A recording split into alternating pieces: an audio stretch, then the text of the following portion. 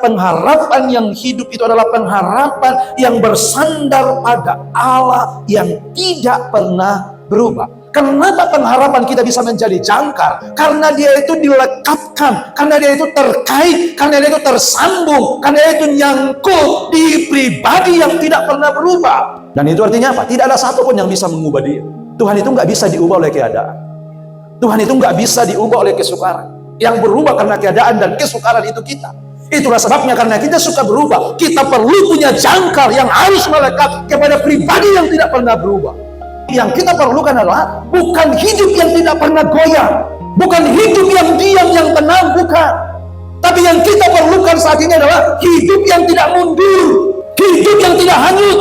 Jangkar tidak meredahkan gelombang, tetapi mempertahankan kehidupan kita.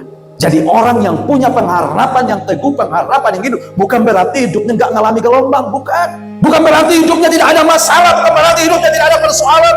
Tapi yang pasti orang yang punya jangkar yang hidup, yang melekat kepada pribadi yang tidak berubah adalah sekalipun gelombang besar, bahkan gelombang yang besar sekalipun, dia akan goyang, tapi yang pasti dia tidak akan mundur.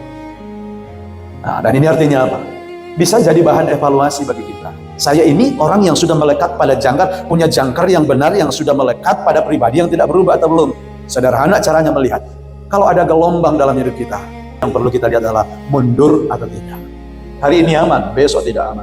Semua bisa berubah dengan sekejap. Ibrani ini dituliskan kepada jemaat yang mulai goyah karena kondisi yang mereka sedang hadapi.